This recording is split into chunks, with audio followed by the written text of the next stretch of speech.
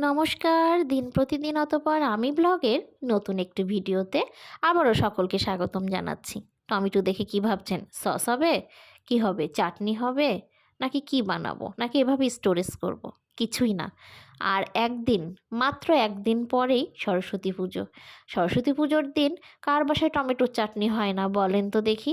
থাকবে খিচুড়ি, বাঁধাকপির ঘন্ট, বেগুন ভাজি, আলু ভাজি আর সাথে টমেটোর চাটনি আর পায়েস।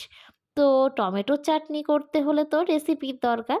তো যারা জানেন না তাদের জন্য রেসিপিটা জাস্ট শেয়ার করলাম যে আমি কিভাবে টমেটোর চাটনিটা তৈরি করি। টমেটোগুলোকে ৪ ফালি করে কেটে নিয়েছি। অবশ্যই কিন্তু আগে ধুয়ে নিয়েছিলাম। তারপর কেটে নিয়েছি। তারপর প্রেশার কুকারে একটু লবণ আর সামান্য একটু জল দিয়ে সিটি দিব। আমি টমেটোর চাটনি রান্না করলে সাধারণত এভাবে টমেটোটা সেদ্ধ করে নিয়েই টমেটোর চাটনি তৈরি করি। আর এই তো ৪-৫টা সিটি দেওয়ার পরে টমেটোগুলো কিন্তু বেশ নরম হয়ে সেদ্ধ হয়ে গেছে।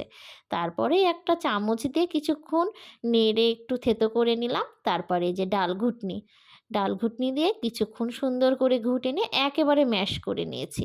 তবে টমেটোর খোসাগুলো কিন্তু ফেলিনি। ওইটারও কিন্তু একটা টেস্ট আসে।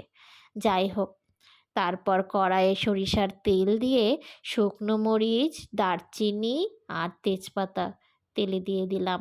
আর চাটনি মানেই তো সরিষা ফোড়ন দিতেই হবে। কালো সরিষা ফোড়ন দিয়ে নিয়েই একটু বাটা মশলা, এই ধরুন একটু মরিচের গুঁড়ো আর জিরা আদা বাটা দিয়ে কিছুক্ষণ কষিয়ে নিয়েছি।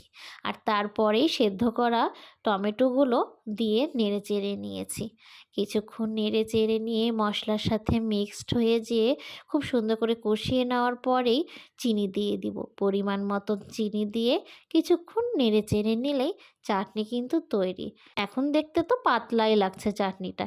এভাবে আস্তে আঁচ দিয়ে খুব সুন্দর করে নেড়েচেড়ে নিয়ে ফুটে ঘন হয়ে আসলেই কিন্তু টমেটোর চাটনি রেডি হয়ে যাবে।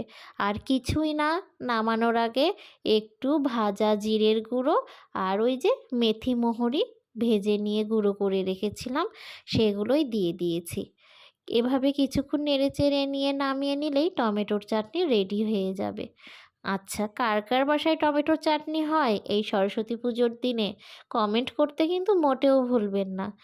আর আমার এই রেসিপিটা কেমন লাগলো কমেন্ট করে কিন্তু অবশ্যই আমাকে জানিয়ে দিবেন। আর সবাই আমার পেজের ভিডিওগুলো দেখবেন। সবাই ভালো থাকবেন, সুস্থ থাকবেন। সবাই সুন্দর মতন সরস্বতী পুজো কাটাবেন। আজ এ পর্যন্তই। ধন্যবাদ সবাইকে।